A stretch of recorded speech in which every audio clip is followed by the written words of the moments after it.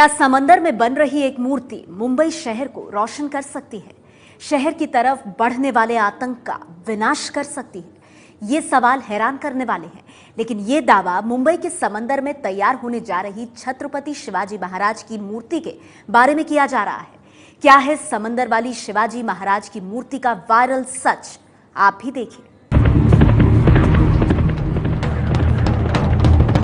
क्षत्रिय कुलावतंस सिंहासनाधीश्वर राजाधिराज छत्रपति शिवाजी महाराज।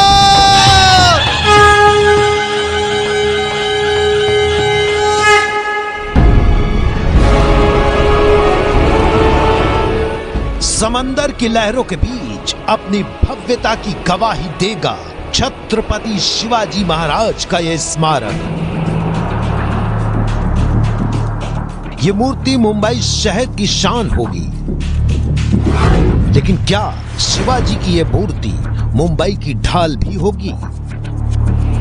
मुंबई के अरब सागर में समंदर तट से 1.5 किलोमीटर अंदर छत्रपति शिवाजी की मूर्ति की ऊंचाई करीब 630 फीट होगी। लेकिन क्या ये मूर्ति मुंबई को आतंक के खतरे से भी बचाएगी? क्या 3600 करोड़ की लागत से समंदर के सीने पर खड़ी की जा रही छत्रपति शिवाजी महाराज की मूर्ति सिर्फ एक स्टैच्यू नहीं है? क्या ये मूर्ति मुंबई की महारक्षक बनने वाली है? क्या समंदर वाली शिवाजी की मूर्ति मुंबई का बिजली घर बनने वाली है? क्या समंदर वाली शिवाजी की मूर्ति जनरेटर और टर्मिनेटर का अवतार होगी?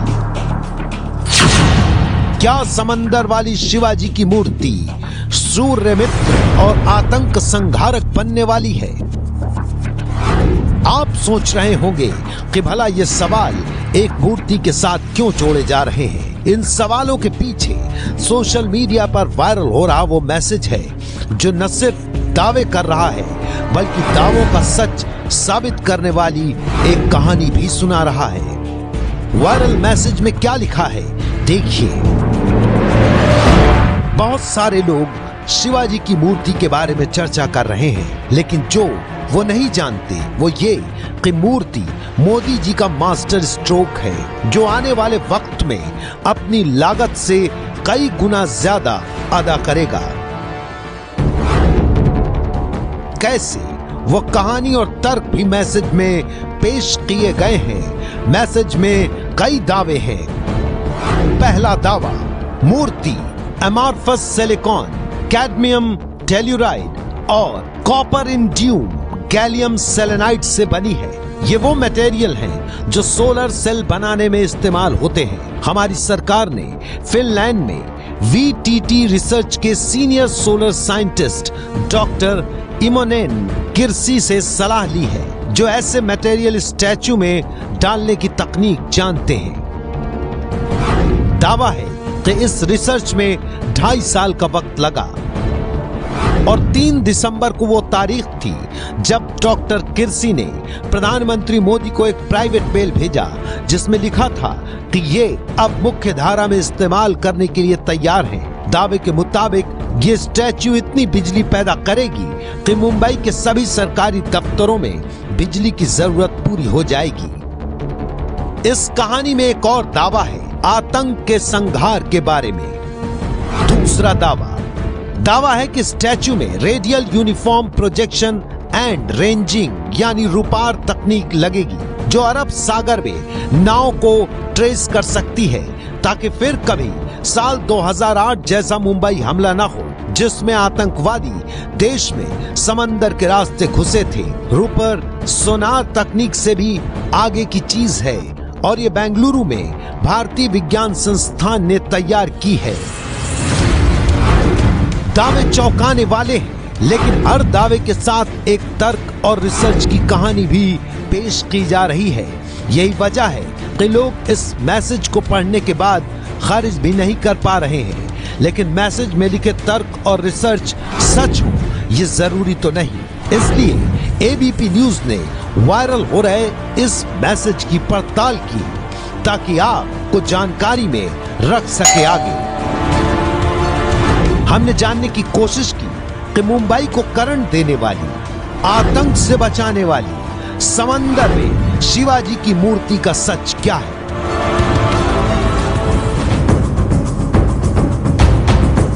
हमने मैसेज का सच जानने के लिए 3 मोर्चों पर पड़ताल की। दावा सोलर एनर्जी के बारे में है, इसलिए हमने सौर ऊर्जा एक्सपर्ट से संपर्क किया जो सोलर एनर्जी पर काम करने वाली कंपनी माइसन के सीईओ गगन वर्मानी हैं। इसके अलावा हमने समुद्र एवं मानव विज्ञान किताब के लेखक और राष्ट्रपति से सम्मानित हो चुके राष्ट्रीय समुद्र विज्ञान संस्थान के retired chief principal scientist doctor Jiyalal Jaiswal से भी बात की है। इस मैसेज का सच बताने के लिए तीसरा चेहरा शिवाजी की स्टैच्यू को डिजाइन करने वाले राम सुतार और उनके बेटे अनिल राम सुतार हैं। ये वो 3 चेहरे हैं जो हमें इस चौंकाने वाले दावे के सच तक लेकर जाएंगे। हमने सबसे पहले ये जानने की कोशिश की कि क्या ऐसी कोई तकनीक है जिसके जरिए एक मूर्ति किसी शहर का बिजली घर बन जाए। जहाँ तक टेक्नोलॉजी की बात है, सोलर टेक्नोलॉजी आप एक फ्लैट सरफेस, हार्ड सरफेस पे भी यूज़ कर सकते हैं और आप इसे मोल्डेड और डिफरेंट फ्लेक्सिबल शेप्स में भी यूज़ कर सकते हैं। इसका हमने एक बहुत ही बेहतरीन एग्जांपल अभी कुछ दिन पहले फ्रांस में जो 1 kilometre long solar panels road का इनॉग्रेशन हुआ है उसमें देखा है। हमने सोलर टेंट्स देखे हैं। सो टेक्नोलॉजी के पर्सपेक्टिव से पॉसिबल है, बट उसको इतनी बड़ी मूर्ति में बनाना मुझे ठीक नहीं लगता और ये रूमर ही लगती है। सालों से सौर ऊर्जा पर काम कर रहे गगन वर्मानी तकनीक के जरिए कुछ हद तक इसे मुमकिन तो बता रहे हैं, लेकिन वो इस बात से इत्तेफाक नहीं रखते कि इतनी बड़ी मूर्ति में ऐसा कुछ किया जा सकता है। हमने दूसरा सवाल समंदर के एक्सपर्ट जियालाल जायसवाल से किया। हम इन्हें समंदर का एक्सपर्ट इसलिए कर रहे हैं क्योंकि ये समंदर और इंसान पर किताब लिख चुके हैं और उस संस्थान का हिस्सा रह चुके हैं जो समंदर के विज्ञान पर काम करता है। हमने इनसे पूछा कि क्या एक मूर्ति से मुंबई शहर के सरकारी दफ्तरों को बिजली दिया जा सकता है।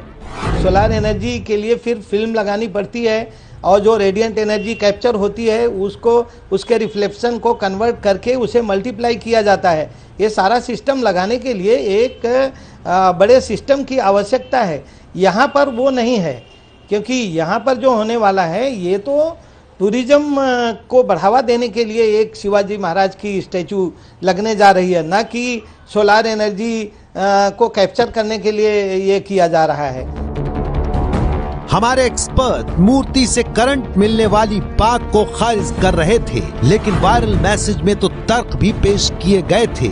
इसलिए हमने फिर से अपने सोलर एक्सपर्ट से पूछा कि मैसेज में जिन मटेरियल्स की बात की गई है क्या वो वाकई सौर ऊर्जा बनाने में इस्तेमाल होते हैं। इन्होंने इस मैसेज में जो टेक्नोलॉजी का नाम सबसे पहले लिखा है अमॉर्फस सिलिकॉन टेक्नोलॉजी, और अमॉर्फस सिलिकॉन टेक्नोलॉजी सोलर की कुछ जो 3-4 टेक्नोलॉजीज मार्केट में कमर्शियल स्केल पे अवेलेबल हैं उसमें सबसे कम एफिशिएंट मानी जाती है। तो उस टेक्नोलॉजी को यूज़ करके सोलर वो भी एक ऐसे स्टैचू के लिए यूज़ करना बिल्कुल ही गलत लगता है। मेरे नॉलेज के हिसाब से मैंने तो आज तक नहीं सुना है कि किसी मूर्ति में सोलर पैनल्स को पूरा मोल्ड करके बनाएंगे। कहानी आगे बढ़ रही थी और दावे कमजोर साबित होते जा रहे थे। पहला दावा झूठ की तरफ बढ़ रहा था, तो हमने दूसरे दावे के बारे में, यानी कि समुद्र में नावों को ट्रेस करने को लेकर सवाल पूछा कि क्या शिवाजी की मूर्ति दुश्मनों को मुंबई तक पहुंचने से रोक सकती है। जो टेररिस्ट आने वाले होंगे उसके मूवमेंट को कैप्चर किया जाएगा। ये सब ऑलरेडी हमारे नेवल डिपार्टमेंट हमारा बहुत ही इम्प्रूव्ड है और बहुत ही एक्सेलेंट है हमारा नेवी का सिस्टम बॉम्बे का, और हमारे पूरे हिंदुस्तान में नेवी का सिस्टम बहुत अच्छा है। तो उनके सिस्टम ऑलरेडी लगे हुए हैं। यहाँ स्टैचू पे राडार लगाने का या ऐसा रेडिएशन पैदा करने का ऐसा कोई वो नहीं है। ऐसा तो मुझे नहीं लगता है कि स्टैचू पे ये सब लगाया जाएगा। मेरा ख्याल है कि ये स्टैचू में पैनल लगाने की कोई प्लानिंग तो सरकार की अभी तक नहीं दिख रही है, ना ही कोई ऐसा अनाउंसमेंट है। एक्सपर्ट्स ने दोनों दावे खारिज कर दिए थे, लेकिन हमें एक ऐसे चेहरे की तलाश थी जिसकी बात इस पूरे मामले में निर्णायक साबित हो। ये तलाश पूरी हुई अनिल राम सुतार पर। देश के बहुत बड़े शिल्पकार और पद्म भूषण से सम्मानित राम सुतार और उनके बेटे अनिल राम सुतार ने ही छत्रपति शिवाजी महाराज की मूर्ति का डिजाइन तैयार किया है। इस मामले में अनिल राम सुतार ने हमसे कैमरे पर तो बात नहीं की, लेकिन ये जरूर बताया कि ब्रॉन्ज इकलौता ऐसा मटेरियल है जो मौसम में होने वाले बदलाव में भी 1000 साल तक जस का तस रह सकता है, बल्कि किसी भी सोलर पैनल मटेरियल की उम्र 20 साल से ज्यादा नहीं होती। तो फिर सवाल ये उठता है कि हर 20 साल में इन्हें कौन बदलेगा और अगले कितने सालों तक आप इसे बदलते रहेंगे। हमने उनसे एक आखिरी सवाल पूछा कि क्या आपको मूर्ति की डिजाइन करते वक्त किसी तरह की तकनीक को ध्यान में रखते हुए डिजाइन करने को कहा गया था, या फिर आपने इस मूर्ति को बनाने में क्या ऐसी किसी धातु का या पदार्थ का इस्तेमाल किया है जिसका दावा इस वायरल मैसेज में किया जा रहा है। इस सवाल के जवाब में उन्होंने हमसे कहा कि किसी भी खास तरह की तकनीक को ध्यान में रखते हुए मूर्ति डिजाइन करने के लिए उन्हें नहीं कहा गया था और मूर्ति में सिर्फ ब्रॉन्ज का ही इस्तेमाल होगा, बाकी जो मटेरियल बताए जा रहे हैं उनका नहीं। अगर सोलर एक्सपर्ट कह रहे हैं कि मूर्ति करंट नहीं दे सकती, अगर समुद्र विज्ञान पर काम कर चुके वैज्ञानिक कह रहे हैं कि मूर्ति समंदर में नावों को ट्रेस नहीं कर सकती, अगर मूर्ति की डिजाइन तैयार करने वाले शिल्पकार कह रहे हैं ऐसे मटेरियल या तकनीक को ध्यान में रखकर मूर्ति तैयार नहीं की, तो इसका मतलब यह है कि शिवाजी की मूर्ति के बारे में जो दावा है वो गलत है। हमारी पड़ताल में मुंबई को करंट देने वाली और आतंक को रोकने वाली समंदर में शिवाजी की मूर्ति का दावा झूठा साबित हुआ है।